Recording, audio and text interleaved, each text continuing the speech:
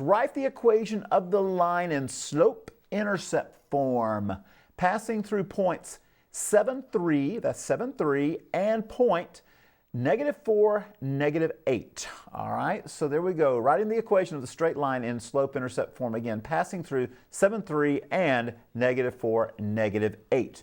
And we know that 2 points determine a line, all right? And that's the same thing. We plot 2 points on a graph.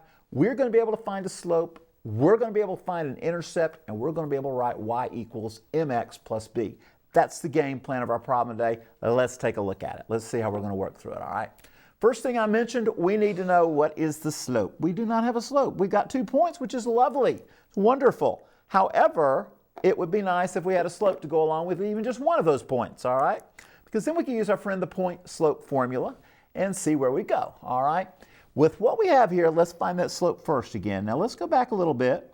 We know we use that letter M. I think it's because S looks like a 5, and we don't like to use those letters unless we have to.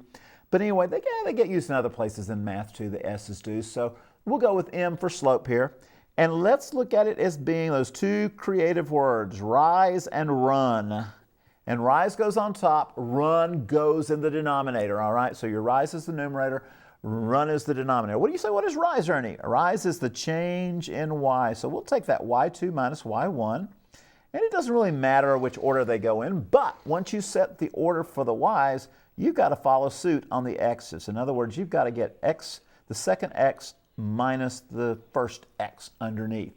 So in other words, y2 minus y1 is going to be also x2 minus x1 in your denominator. Keep in mind these little 2's and 1's do not mean powers. They are subscripts. They're just saying first y, second y, that kind of thing, all right? Or first x, second x, as the case may be. So which one's which?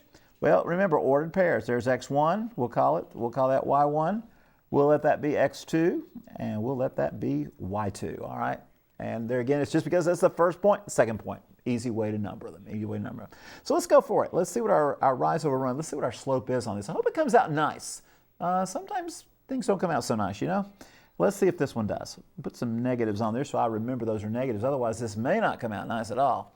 Let's go with our y's on top. We've got a -8, and we're going to subtract 3, all right? We're going to take that -8 minus the 3 in the numerator. That's your y's. Rise over run, all right? Think of it. Y's and rise rhymes, so you put it in the top, all right? You put it in the numerator. Underneath, we've got the running, which doesn't rhyme with anything, but it's what's left over, all right? So we got -4 minus our 7. And what I'm seeing, and hopefully you are seeing, it looks like a nice number here, -11 on the numerator slot and a -11 in the denominator. Why do I say that's nice? Because that cancels out wonderfully. No, folks, it's not 0. It is 1. And it's +1 because a negative divided by a negative will give us a +1. There's your slope. That is the slope. We're halfway home.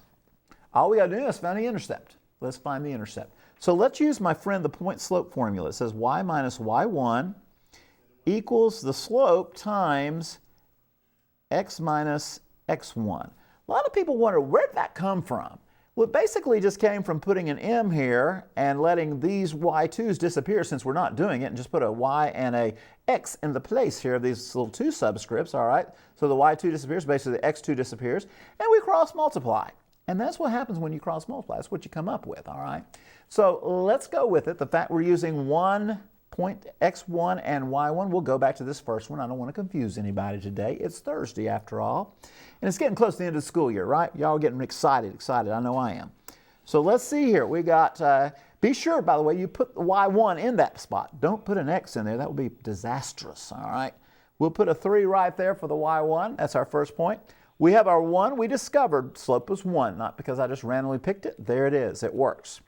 And last but not least, we have that x minus 7 there. Now, good news on this, everybody can multiply by 1, all right? Everybody knows how to multiply by 1 out there. So we got x minus 7, which is really nice.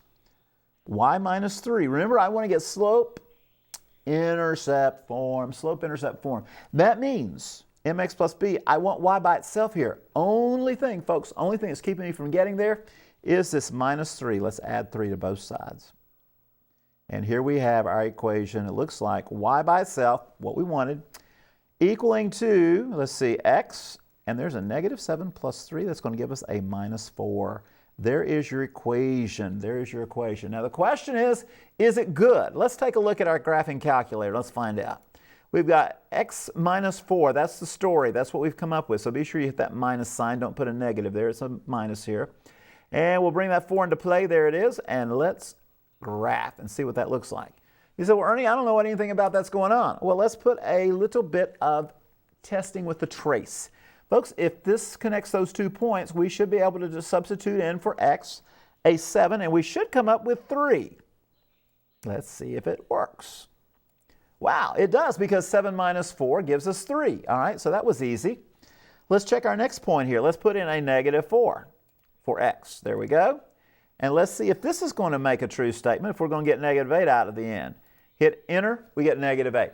That shows that both of those points lie on our x minus 4y, meaning it's a good fit. It's a good fit, picks up both of them right on the money. And you know what? We've got our equation ready to go. For more math help, visit TNLearn.org.